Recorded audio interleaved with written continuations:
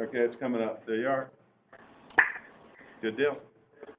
Yep. Good evening to the first iChat series, which I hope will be going on from now for a long, long time. We're very, very lucky to have Professor Seslow with us. He is teaching at 4 different colleges: Iona, York, CUNY, and Post. Am I right, sir? Yeah, the other CUNY school is Queensborough Community College. Good deal. And he teaches a range of things from 2D to painting to drawing. You fill it in, Ryan. What are you teaching at all these different schools? Yeah, I teach a whole variety of different courses. Here at CW Post, I teach courses in art appreciation and mainly in drawing, sometimes with writing across the curriculum aspect to the course and sometimes without. I kind of bounce around a little bit at CW Post, but at Iona College, I'm primarily the sculpture person there, teaching intro to sculpture and advanced sculpture, and I also do a hybrid art appreciation course that's done over the internet in the summers, which is really nice, using a Blackboard interface for that. At Queensborough Community College, I'm teaching drawing and 2D design, and at York College, I teach drawing and 2D design as well. And one of the unique things you told me about York, as opposed to the other schools, which I believe it was York, where they integrate the drawing board with right next to the computer, true? Yeah, they're I guess furthest along in terms of being, really up to date in terms of, using technology side by side with their handcrafting skills, in a sense that the design lab itself has really nice sized drafting tables, and right next to each drafting table is a pretty much up to date G5 Apple computer that works right side by side with the drafting table. So I'm really lucky enough to be able to introduce my students to the integration of the use of computers for the basic principles of design that we teach in, the traditional way of introducing two-dimensional design to incoming either freshman or second-year students. So it's almost just a seamless translation from the board to the computer. I'm sorry? You broke up. It's almost a seamless transition from the board to the computer.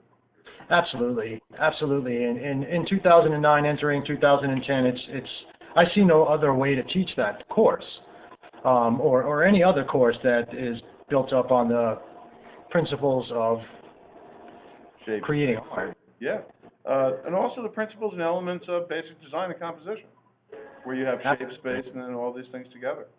Correct? Absolutely. Yeah, Absolutely. one of the other things I wanted to get into with you tonight is because you're pretty prolific, as you can see by the background here. Ryan never stops working. Professor Seslow never stops working.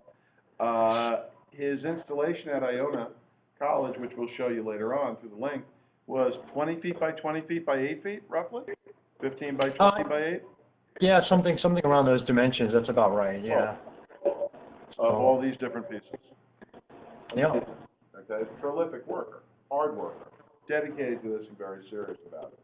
And one of the questions I had for you was, where do you see the next steps?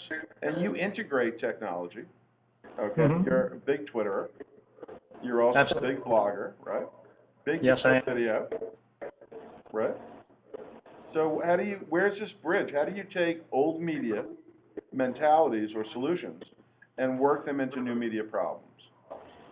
Well, I think the first step that most people need to understand is not all of the information that you're going to need to move forward today are going to be taught to you while you're in school. You have to be an active participant in taking those next steps. Pat and I talk about this all the time, in terms of some of the programs being a bit behind in the sense of upgrading and updating their students to where, the real market is and where the industry is in terms of working with technology and how they're doing things and how they're getting things done. And it's really important that you participate in that process, and it's almost as if you have to write your own manual for yourself. Everybody's going to interpret things differently. Everybody's going to learn differently. Everybody's going to begin to apply their knowledge in a various, amount of different places and different workplaces. So it's really up to you to become really savvy and to take advantage of all of the information that's out there on the web, and at the same time, the information that's available, right in front of you from your colleagues that you have sitting right next to you, and your professors that are in the classroom with you, and the people that run the department, and just the people in the technology world that are a part of the university as well. These are all resources that are constantly at your fingertips, and you don't always get instructed how to take advantage of those resources and how to go out and get them, but they are there. So I think there is an awareness that's starting to come over people now, that they're starting to realize how fast things are changing, and they need to be a part of that. Very fast, right? Things are changing extremely fast now, Ryan, on a daily Absolutely. basis. Yeah. Absolutely. One of the other points, I'm trying to give you some space to talk about what you wish and also help you along here. To keep Yeah, I can go on and on. Now, you can go for hours just like me, I know that. Yeah.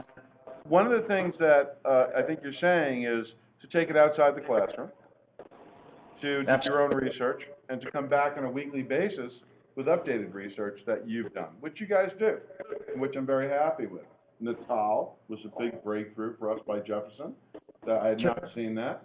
The chairperson of Media Arts, Dr. Fowles, who's over 60, I would say, keeps herself in better shape than me. She saw Natal and said, "I want one tomorrow." She saw that and said, her response was, "I want one tomorrow. This is incredible." Then I show this to Mike. Really means, is there art? Is art different than media? You know what I'm trying to say? Is like, how is it falling to that? Well, I think it's extremely subjective, because some people look at it from a technology point of view, but some people limit their definition of technology to just gadgets and computers and mobile devices, and it goes much deeper and further than just that. So I think that's part of the problem. So how you perceive it and how you define it is going to play a big role in how things are going to change and how you're going to proceed to continue to redefine the term itself, What's the matter? You know what's really funny? Good. And this is really ironic right now, because right now the camera is totally pixelating the whole visual background from my perspective, from what I can see. It's almost like a threshold view and all pixelated. It's really kind of cool. Good thing there's no imbibing at the moment. Another fine job of technology at CW Post. But as long as we can see you, that's much more important. You don't need to see my cherubic face. I wish I could hold my video camera up so you guys could see it. It's this really kind of cool effect that's happening right now. Ironically, right? Yeah, let me see if I downsize the window. Better? Yeah, that's a little bit better, but everybody's... You know what's really funny? The threshold is flashing, and it's tracing the contour line of all of the people in the room. It's really a crazy effect. Did you do peyote? Yeah, really.